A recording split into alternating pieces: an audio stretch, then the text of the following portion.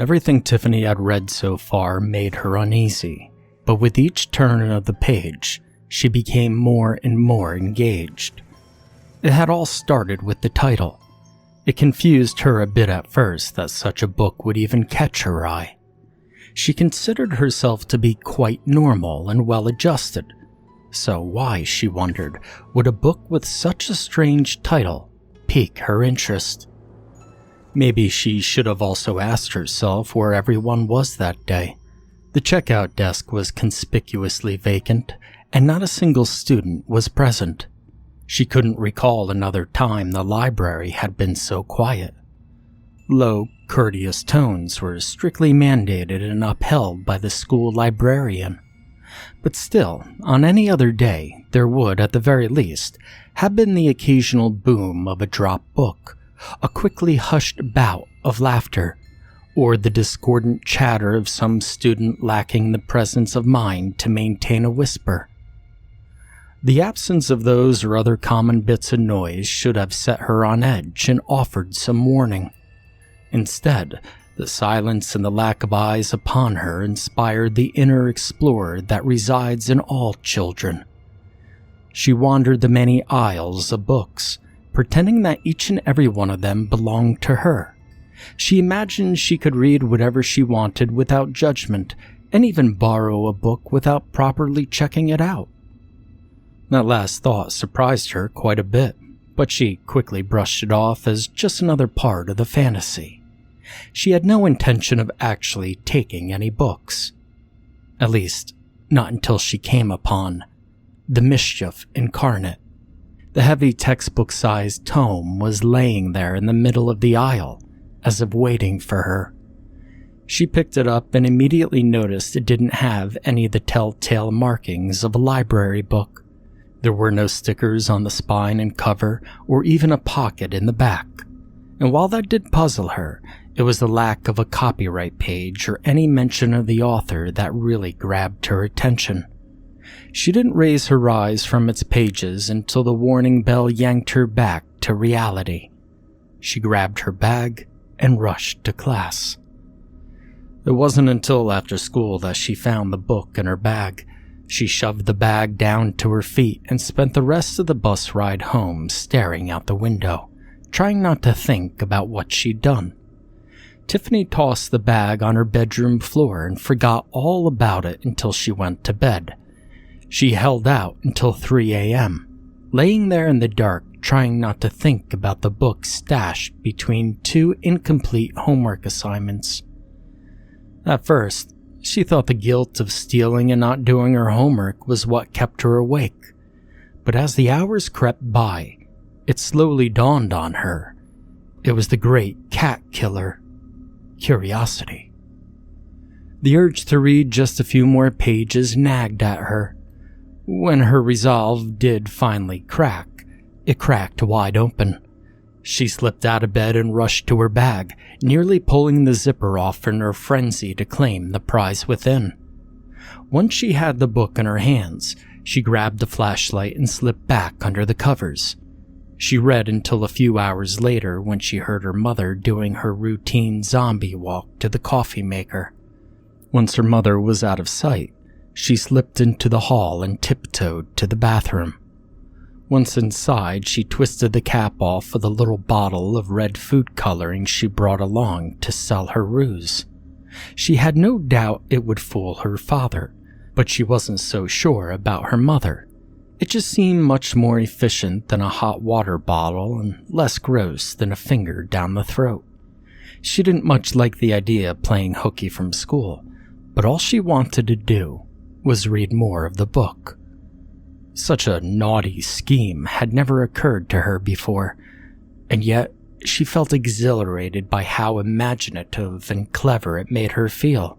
She laid the book in her lap and flipped through its pages in search of a passage that would ease her trepidation. The page she wanted came to hand quite easily, as if conjured up by magic. The taboo surrounding deception is man-made and the greatest of all their deceptions. Every creature lies, and if all creatures lie, then why should even one pretend to do otherwise? Is doing so not also a lie? Now, it felt wrong to even give a second thought to such an idea, but it made kind of a sense to her.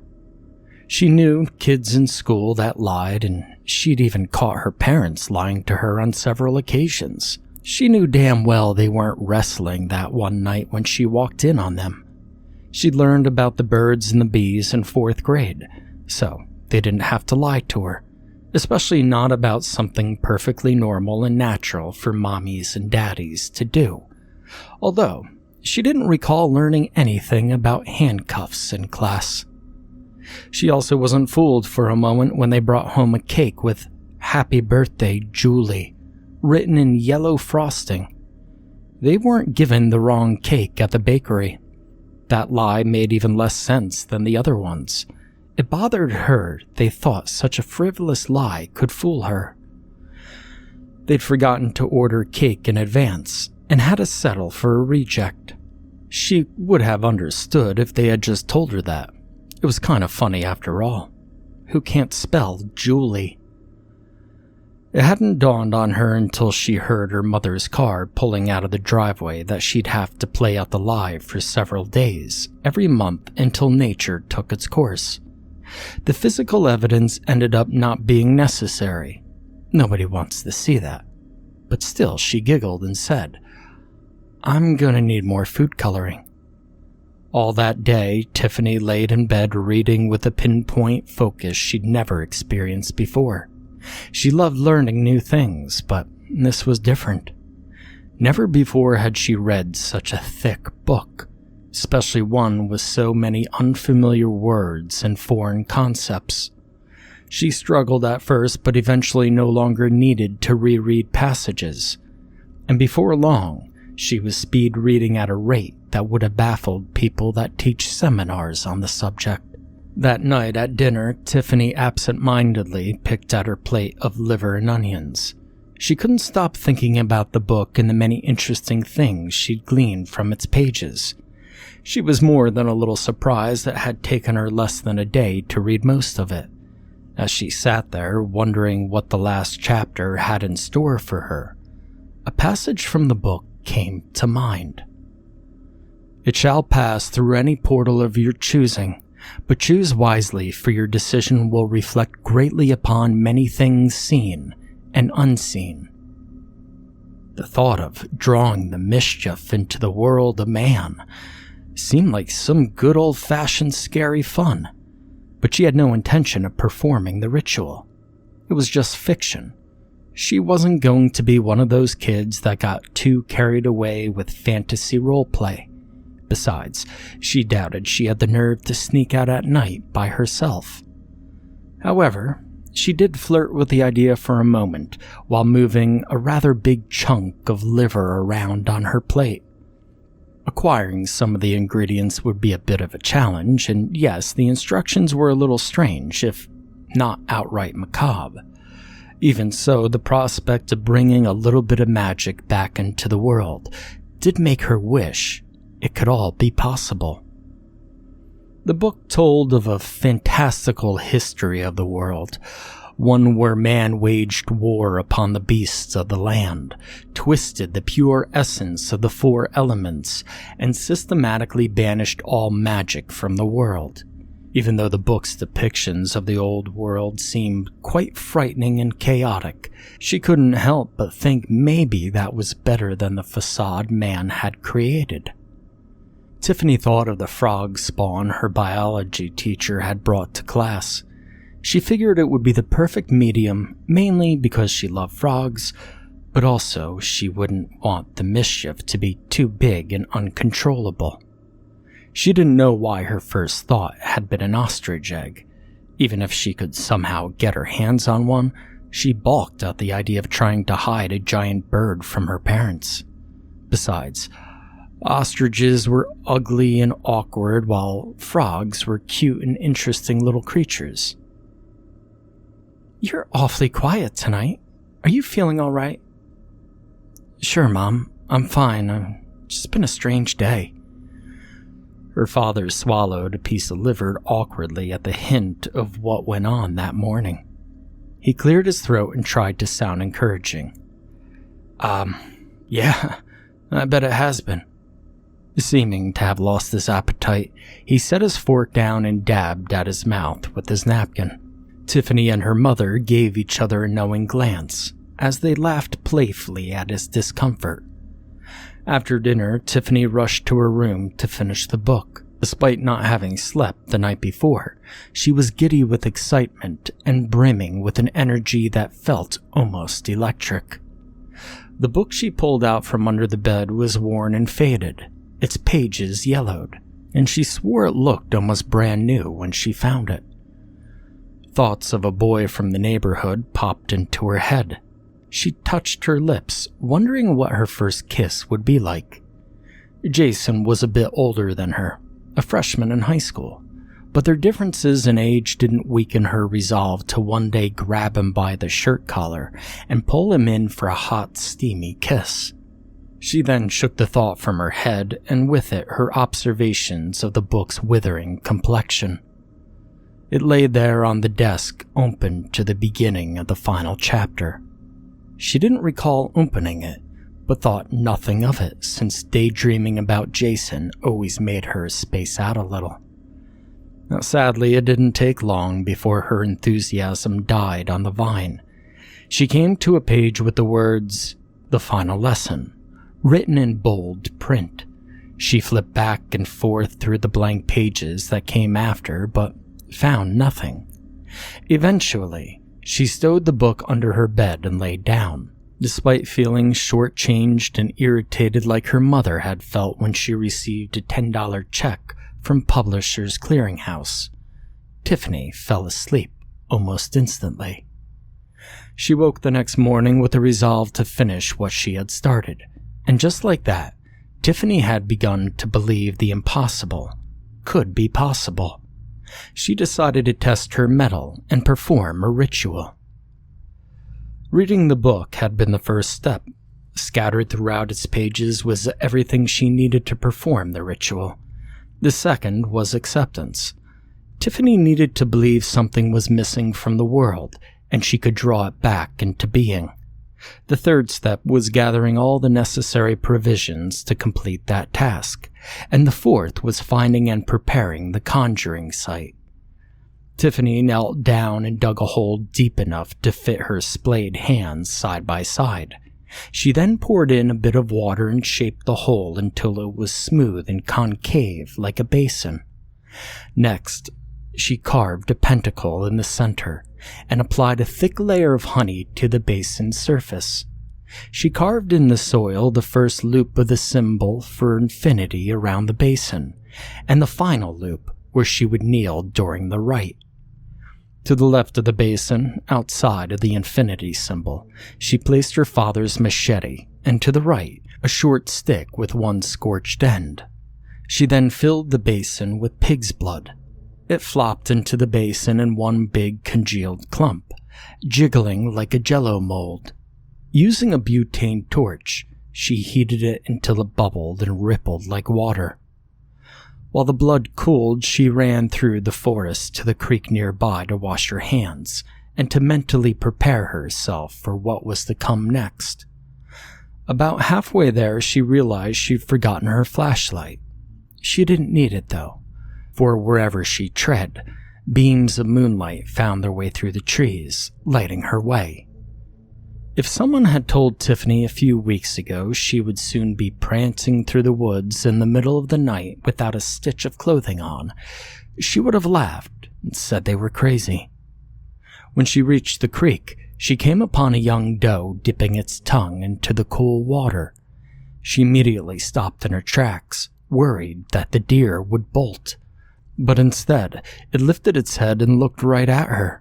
It stepped into the shallow creek, disturbing the reflection of the waning moon on the water's surface, and confidently strode up to the young girl.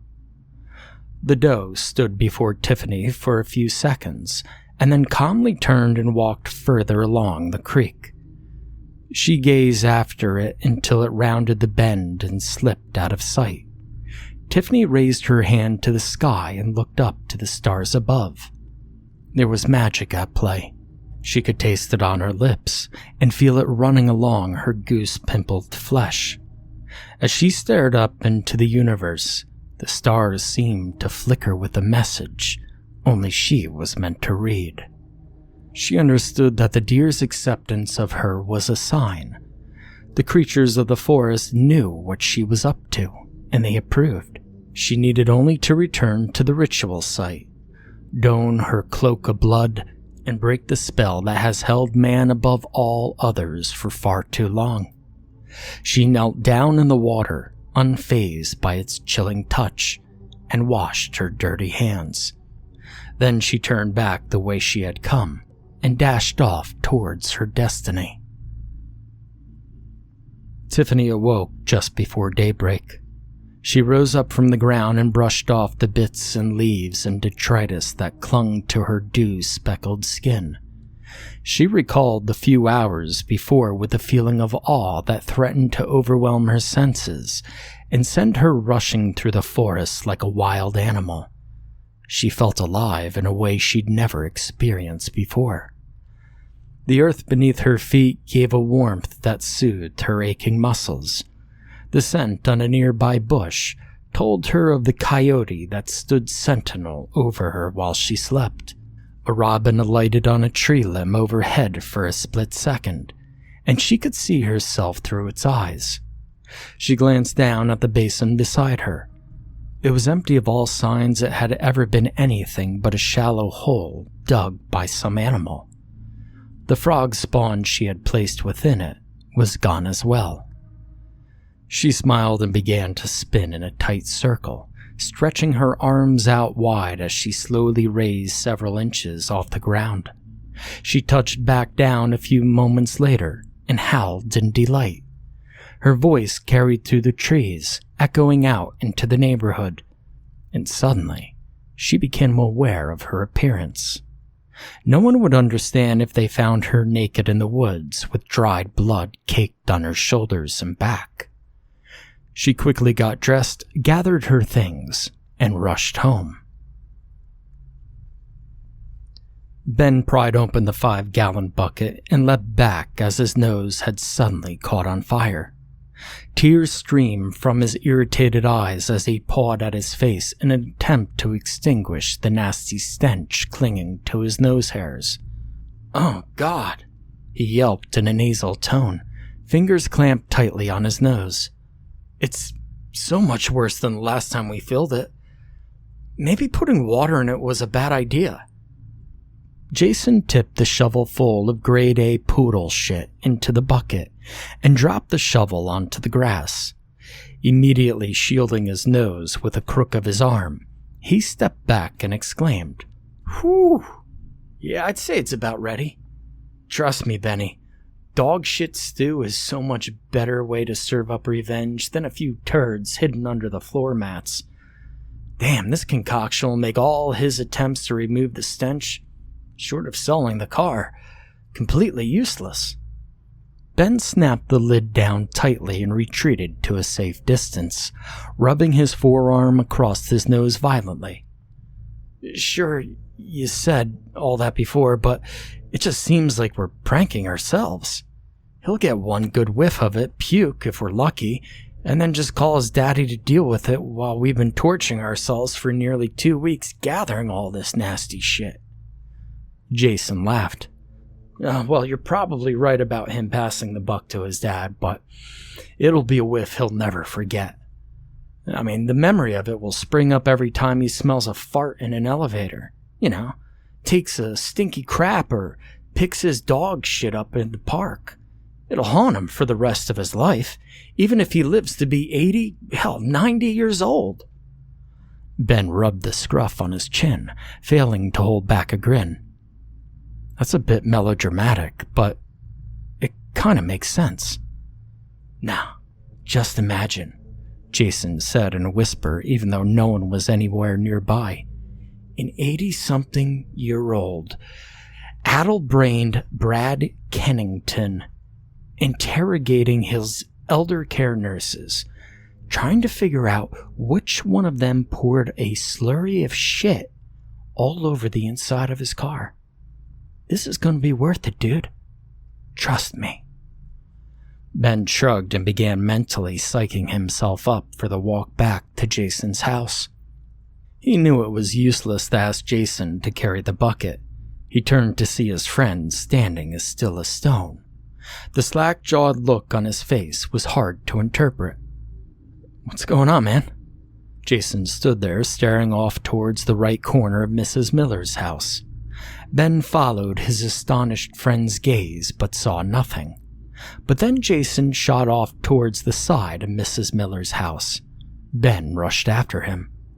He whipped around the corner right on Jason's heels and went crashing into the property fence. Jason seemed oblivious to his friend's accident, kept running along the narrow path.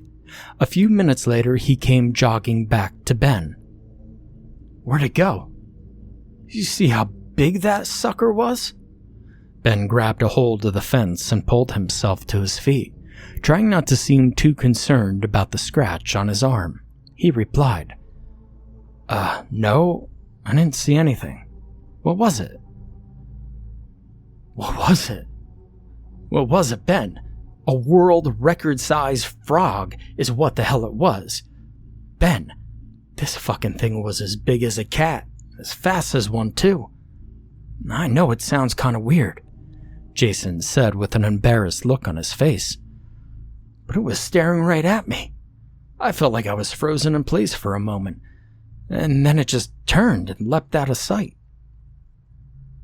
None of what Jason said made any sense to Ben, but he knew better than to say as much. Jason would see his doubt as a challenge and insist they search every bush, puddle, and swimming pool in the neighborhood until they had found it. Well, wow, that's a big frog. I suppose one that big could have easily jumped over the fence. Ben mentally kicked himself as soon as the words fell out of his mouth. That, too, was a surefire way to inspire his best friend to waste their entire Saturday looking for some fabled monster frog. He tried to think of something to say that would quell Jason's spastic imagination, but was beaten to the punch. That's quick thinking. You go around the back and I'll... Oh, what? Gross, dude. What the hell did you step in? Ben looked down at his shoes. His brand new Chucks were covered in a thick, clear as Sprite goop. It shook like jello as it oozed down the sides of his shoes with the sluggish pace of corn syrup. Jason looked back toward the corner of the house where he saw the frog and then rushed over. He knelt down and turned his head to Ben. "Aw, man, there's a bunch more snot over here. I guess this is what you slipped in. You think it came from that frog I saw?" Ben dipped his head down and spewed his lunch into Mrs. Miller's lawn. Seth Cullen, nursing a bad reaction to a bee sting, stayed home from school per the doctor's orders. By some crazy streak of luck, he'd managed to go 16 years without ever pissing off a single bee, only to discover an allergy to the little bastard's sting the night before an important chess match. How several ornery bees got into his room while he was sleeping is still a mystery he'll never figure out. Bees aren't nocturnal. Patty Robinson wasn't all red and swollen like Seth, but she also didn't make it to school that Monday. She laid in bed with her sore ankle resting on a few pillows and cursed her bad luck. Her untidiness, it seemed, had struck again. This time before she even managed to get both feet firmly planted underneath her. She literally slipped out of bed that morning. She was certain she'd put her school clothes in the hamper before going to sleep, but the evidence strewn across her floor and beside her bed said otherwise. Sam Kilner had an early last-minute doctor's appointment due to an itchy rash that had sprung up while he slept. Most of the rash would have subsided before he discovers the three-leaf culprit under his bed and begins another week-long regimen of pink salve slathered all over his itchy body. How the poison-covered sprig got under his bed will be a mystery he'll wonder about for the rest of his life, every time he encounters the nasty weed. Kelly Sachs was late to school that day due to having no clean clothes to wear other than her bathrobe. She had decided to wash everything twice for good measure and pass the time on her laptop while she waited for the handyman to show up. There wasn't a visible stain on her closet ceiling, but a leak seemed like the most plausible explanation for all of her clothes being covered in a disgusting dampness that smelled like swamp. These 4 students all had one thing in common. They had assigned parking spots in the student parking lot. Seth and Kelly parked bumper to bumper on aisle 3. Patty and Sam lined up in the same fashion on aisle 4. Even though Brad had been one of the last kids that day to park, he failed to notice the lane of empty parking spots that offered his car a straight shot down to the edge of the parking lot. Jason set the 5-gallon bucket beside Brad's SUV. A horrific sloop sloshed violently within. A mischievous grin sprouted upon the boy's face. A smile persisted and grew even wider when he saw the sunroof was open. "Poor forgetful Brad. You're just too damn predictable," he muttered under his breath as he scanned the parking lot to make sure he was alone. And just then, he spotted something at the edge of the lot sitting on the guardrail. He ducked down and began creeping towards it. "Is that the same frog I saw before?" he wondered. "No, there's no way it can't be. This one's even bigger." When he got within 10 feet of the amphibian, it turned towards him. Jason froze as it leveled its gold eyes upon him. The drop of sweat that rolled off his brow a split second before stopped right before his eyes, held in place by some unseen force. He stood there in a crouched position, staring past the hovering water drop and right into the giant frog's eyes. A panic buzzer began to sound in his head just seconds before the frog leapt straight up into the air. With its gaze broken, Jason's sweat dropped to the pavement. He quickly rose up and looked to the sky, but the glare from the sun blinded him from seeing where it might have gone. And just then, he heard the sound of rolling tires behind him. Jason turned just as Brad Kennington's SUV slammed into him, carrying him the last few feet to the guardrail. News of the horrific accident at Valley Field High reached Tiffany just minutes before she stepped off the school bus in front of her house. With tears in her eyes, she ran inside, slammed her bedroom door shut, and flopped down on her bed. She buried her face in her pillow and cried like she'd never cried before. Jason was gone and she never got to say how she felt about him. The pure agony of losing him swept through her body, but a passage from the book came to mind, soothing her. Death is merely one stepping stone in a wide river with many currents. Those who do not learn to step lightly are doomed to stumble and be swept away. Where they will drift to, none living can know. As Tiffany reflected on what that meant for Jason and the many others she now understood would die in the coming days, the latch on her bedroom window slowly turned. She slipped off of her bed and looked underneath it for the book. She knew every word in its pages by heart, but still, she found comfort in reading it. Where the book had been was nothing but a pile of ashes. She drew a handful out from under the bed and let it sift through her fingers. It suddenly dawned on her the book wasn't needed anymore, and just like that, she gleaned the final lesson missing from its pages. Nothing infinite holds one single form. Change is not to be feared, but embraced. The book was gone, but just like her memories of Jason, so too the book's lessons forever reside within her. Just then, her bedroom window flew open, and the screen fell out into the lawn.